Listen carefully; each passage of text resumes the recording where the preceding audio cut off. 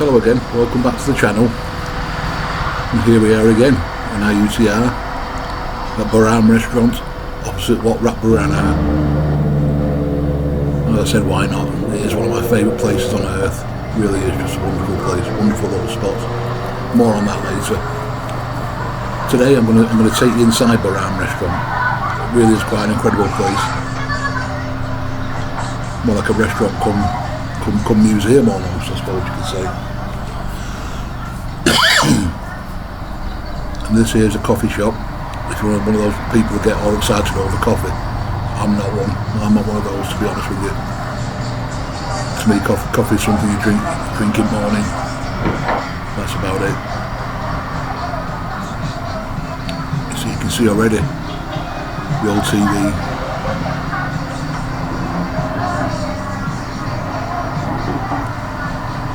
Lovely furniture. Plenty of room in here. It's a cracking place to come for an evening beer, as mentioned in earlier videos.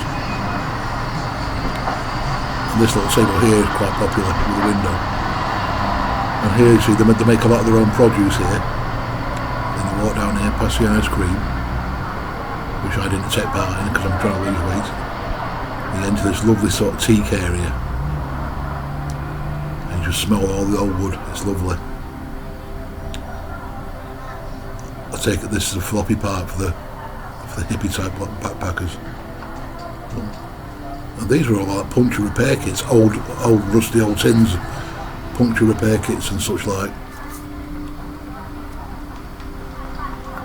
And here was like a reproduction of an old style shop, like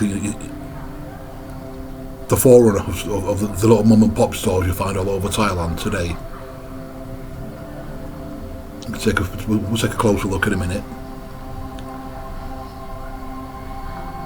See, just beautiful setting, really is. They're quite happy for you just to get a beer and sit back here if you want to, but I prefer to sit at the front and watch the sunset. But no doubt this makes a pretty nifty place. And this is your shop. If you need your fab detergent, it is actually a working shop. I found out later. I thought they were just dummy packets, like from way back when, because some of them were quite old. You see all the old tin enamel signs.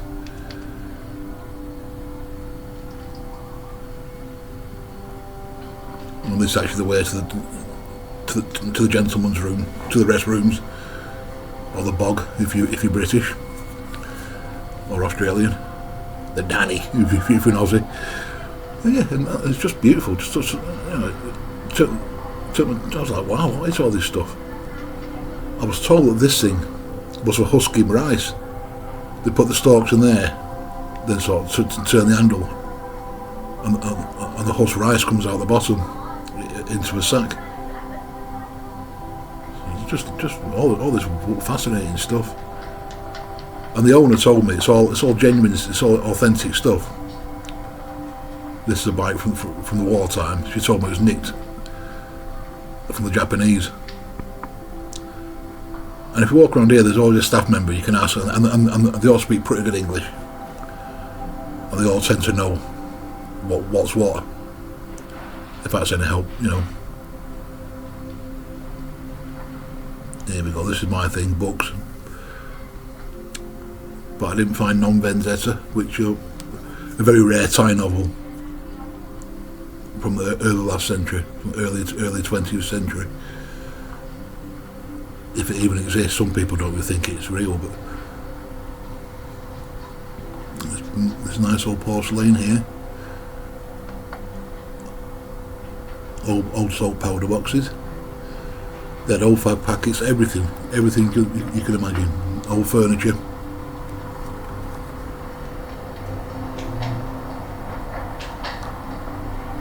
Big drums, you can do your Slipknot impressions there. That looks like an old cinema projector with old films on the wall. And this is the bit for the petrol heads, motorbikes and cars, and old toy cars. A lot of old little toy cars still in boxes, which I know in the UK go for hundreds of quid. You know this stuff must be worth thousands of quid. I think I'll show you in a minute. Yeah, there you go. All these still in boxes. And you can actually find this stuff at some of the markets in Bangkok. Where they get it from, I don't know. But stuff like that still in the boxes.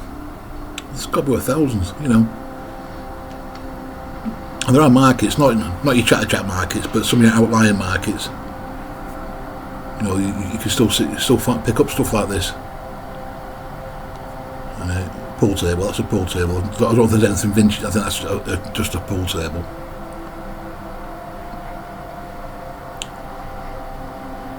There you go, just see my pretty face there, I think, just about. Then we go into the car bit. Now, I'm afraid I'm going to upset some of you petrol heads, but for me, cars are just lumps of metal that move backwards and forwards. You know, it costs a lot of money.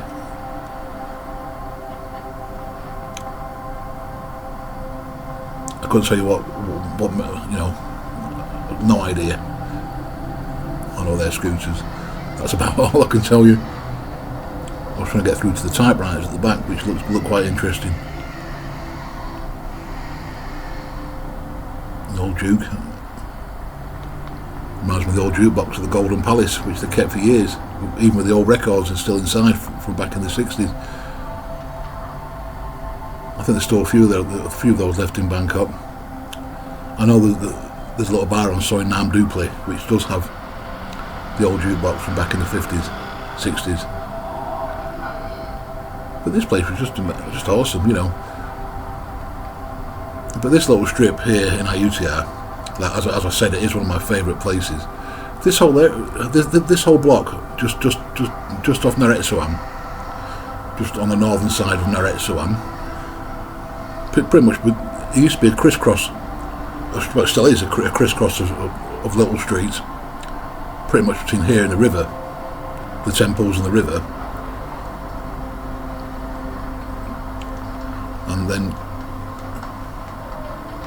and they used to be dotted with little restaurants, nice little restaurants, little basic, little guest houses. Nothing spectacular, nothing to really get anyone overexcited, but just nice, pleasant little places to sit and have a beer in the evening. Then, of course, you had Soi 2, which is now a shadow of its former self. It's probably now Tony's is gone, because Tony's used to be the big focal point of that area. Really did. But now Tony's is shut. I believe it's shut around COVID. Now we go back outside.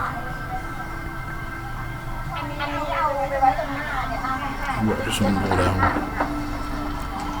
All the staff get ready for the night. Yeah, they have a dude plays tinkles on the piano. It's very background, isn't it? It's not intrusive, you know. You can just sort of, you know, unlike some place in Thailand where they like to crank it up to stupid levels. You know, just a bloke just on a piano, just singing along to little Thai standards. Just adds to the ambience.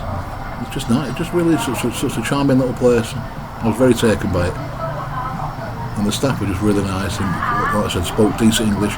The food was okay. Didn't pull up any trees, I'll be honest. It was sort of, I guess you could call it sort of fusion between Western and Thai. It was decent, but it was inexpensive. You know, you were never waiting around for hours to get served. There's plenty of staff here. The owner was really nice and friendly. She was lovely, very lovely. Anyway, then enough of that. So now back to my beer.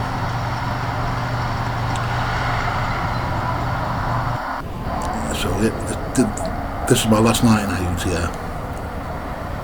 Well, I say it used to be quite just a groovy little town, you know. It really was. It still is. But just the decline of Soi 2. The skies are dancing now. This is early wet season, or late. I think the worst part of the monsoon had passed already. So this is the very, very tail of it.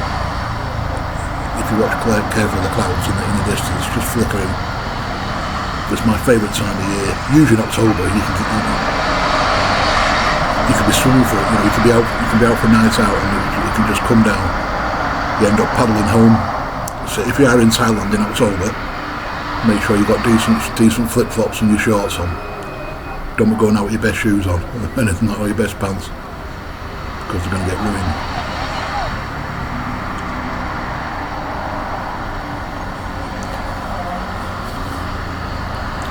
Yeah, which brings me on to another point.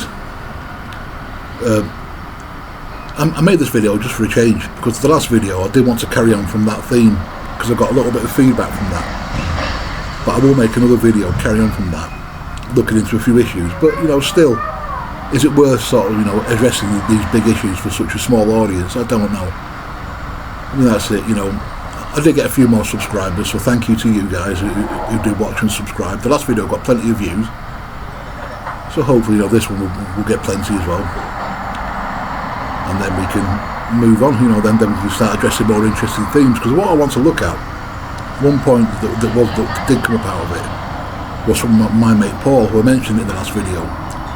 And I was talking, we talk over Zoom every now and again, even though he's back in the UK with his son. His son lived in Thailand for 3 years, did a bit of teaching. And he's young, he's in his mid to late 20s.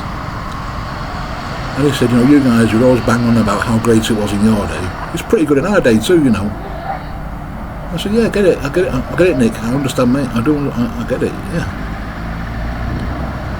It's just a nice place to sit down, puff in your vape, which is technically illegal in Thailand, but it's not. I saw loads of people doing it.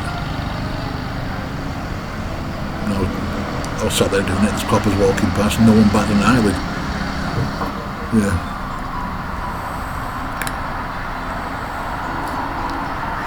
Yeah, so I'm thinking, I think the theme of my next video might be, did we, in our day, if you're my generation, if you're around in the 80s, 90s, 2000s, was it really better in those days than it is today? For your TripAdvisor generation. Because me and Paul were saying, we had to go out and do it. Nowadays, if you come to something like this, you whip out your phone, look up on TripAdvisor, don't you? Read the reviews, and then you give it a go. That's a piano player just getting in his car, I think.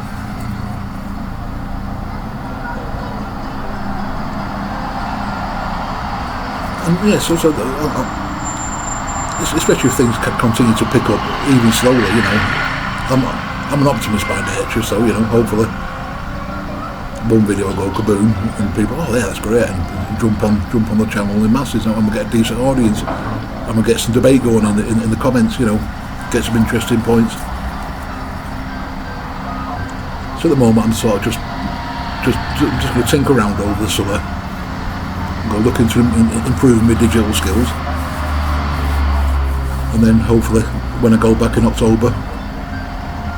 September, October with my boy, I can't call my boy anymore, he's a man, he's 35, beg your pardon. So yeah, so when I'm back, hopefully by then the channel will be grooving, the skills will, big flash there, over towards the Burmese border. I think is it Supanbury over that way? Yeah. So okay, so I'm going to shut up and just let this play out nice and gentle. I'll leave the music. And I shall sit. Thank you very much for watching and listening to my nonsense. Hope you enjoyed this look round here, and I'll see you in the next video soon. Okay, thank you. Bye.